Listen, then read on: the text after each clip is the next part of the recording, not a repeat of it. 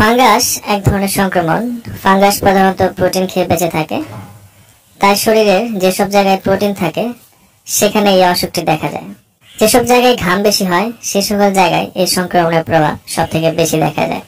সব থেকে বেশি যে ফাঙ্গাল সংক্রমণগুলি হয় তা হলো ringworm, athlete force, jock itch, tinea capitis, tinea versicolor, cutaneous candidiasis, onychomycosis ইত্যাদি। রিংওয়ার্ম শরীরের যে কোনো জায়গায় হতে পারে, যেমন হাতে, পায়ে, মুখে। শরীরের অন্য জায়গায় এই ফাঙ্গাল ইনফেকশনটি হতে পারে। বিশেষ করে শরীরের বিভিন্ন খাঁজে অর্থাৎ চাপা ও ঢাকা জায়গায় এই ইনফেকশনের প্রকোপ বেশি, যেমন স্তনের নিচে, বাহুমূলে, উরুতে অথবা গোপনাঙ্গের সন্ধিস্থলে প্রভৃতিতে। পায়ে যে ফাঙ্গাল ইনফেকশন হয় তাকে অ্যাথলেট ফোর্স বলা হয়। এই অংশটি খুবই চুলকায় এবং আঁশের মতো হয়ে ওঠে, ফাটা ফাটা হয়ে যায়। এটি সাধারণত পায়ের আঙ্গুলের ফাঁকে দেখা যায়।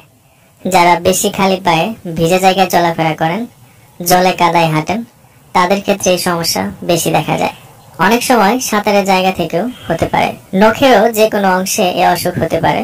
ত্বকের তুলনায় ফাঙ্গাল ইনফেকশন কিছু বেশি দেখা যায় নখের মধ্যে, কারণ নখটা শরীরের শক্ত জায়গা। সংক্রমণ হলে নখের রং পাল্টে যায়, নখটি ভঙ্গুর হয়ে পড়ে, নখের চারিদিকের ত্বক মোটা হয়ে যায়। মাথায়ও এই সংক্রমণ হতে পারে, সাধারণত বাচ্চাদের ক্ষেত্রে সেটা বেশি দেখা যায়। এটি অনেকটা জায়গা জুড়ে হয়, লাল হবে, চুলকাবে এবং পুঁজভর্তি একটা উঁচু ঢিপির মতো তৈরি হবে।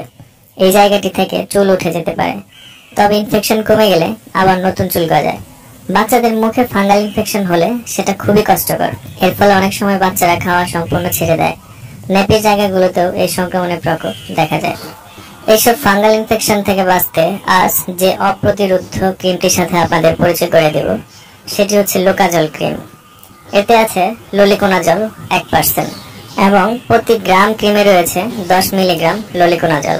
লোকাজল ক্রিম আক্রান্ত স্থান ও তার চারপাশে 1 ইঞ্চি জায়গা জুড়ে দৈনিক একবার করে 2 সপ্তাহ পর্যন্ত লাগাতে হবে। তবে লোকাজল ক্রিমটি শুধুমাত্র প্রাপ্তবয়স্কদের ক্ষেত্রে নির্দেশিত। এটি শিশুদের ক্ষেত্রে এর নিরাপত্তা ও কার্যকারিতা এখন পর্যন্ত প্রতিষ্ঠিত হয়নি এবং গর্ভাবস্থায় ও স্তনদানকালে এটি প্রেগন্যান্সি ক্যাটাগরি সি গর্ভবতী মহিলাদের ক্ষেত্রে পর্যাপ্ত সুনিয়ন্ত্রিত গবেষণা করা হয়নি।